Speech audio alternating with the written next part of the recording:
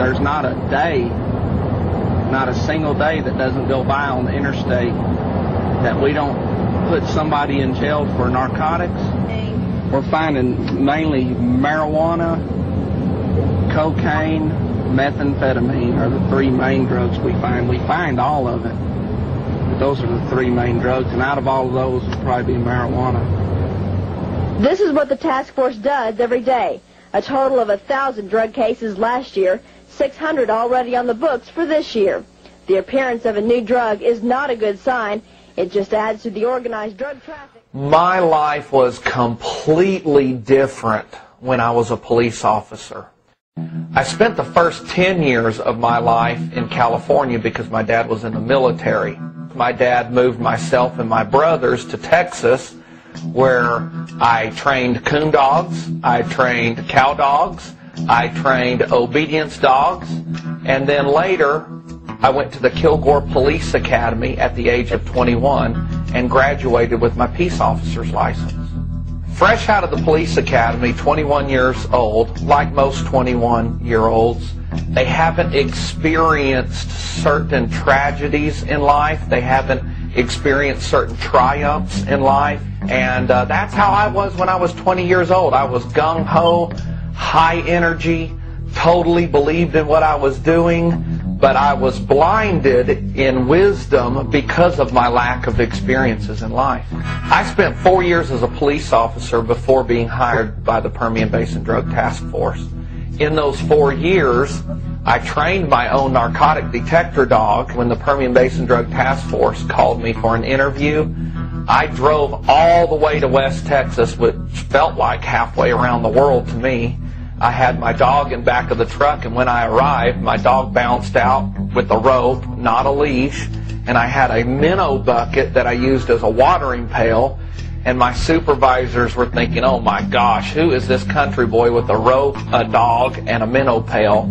And after hiding marijuana and showing how well my dog did, it kind of surprised them, and that led to them hiring me. It wasn't long, and I began to find loads and loads and loads of drugs. I couldn't believe, working with the Border Patrol and the FBI and the ATF and the DEA, we'd get close to the border and we'd get on the interstates and we'd run search warrants and we would work undercover, and it just never quit. It was constant. And later, with that type of training, I switched and reversed and started seizing money, and then I couldn't believe the cash that was leaving our country going into Mexico from the drug traffickers. So I soon realized no matter how much I seized or how many arrests I made, I was not catching a fraction of what was coming through the borders. I was sent to schools all over Texas that were taught by the DEA, the U.S. government.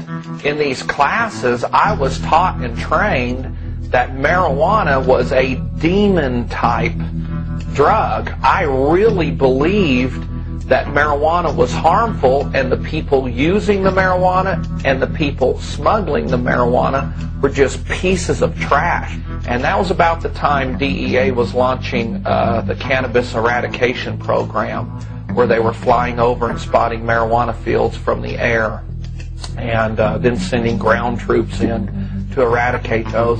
In fact, I'm trained to fly in the air and spot marijuana fields. You know, I noticed the people that I was busting for marijuana use in particular were really good people.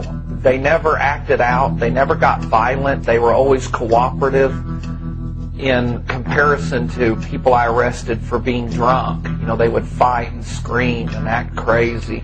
And I started putting two and two together. The government's telling me marijuana is a demon weed.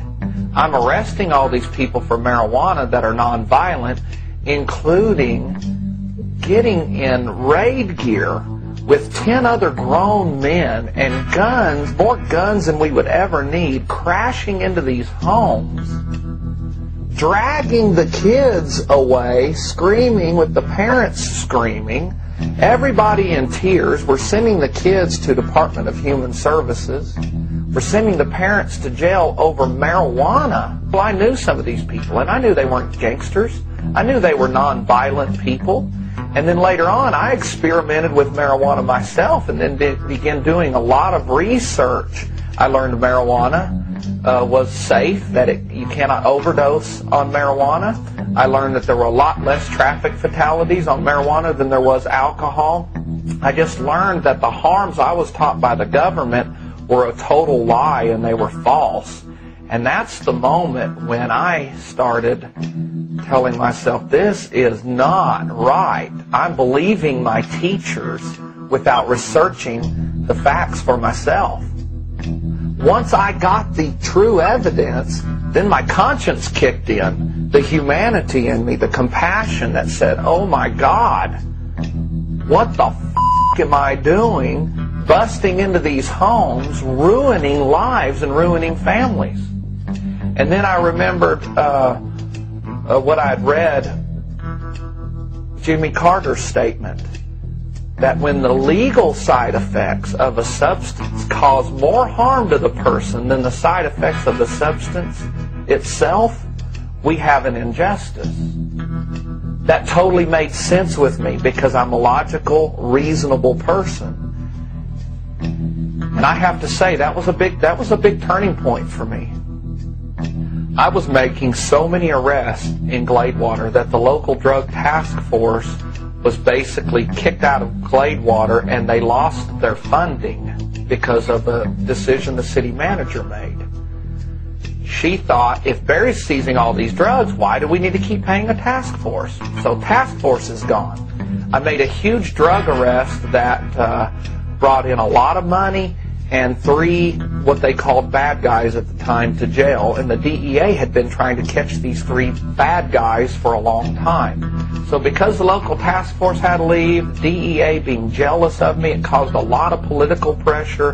When you put on top of that, I arrested a city councilman for a bag of marijuana and a pistol, and the mayor's son for methamphetamine. It was just such political pressure. At the same time, I started realizing this injustice that I was part of, so I quit law enforcement and began building companies and selling them.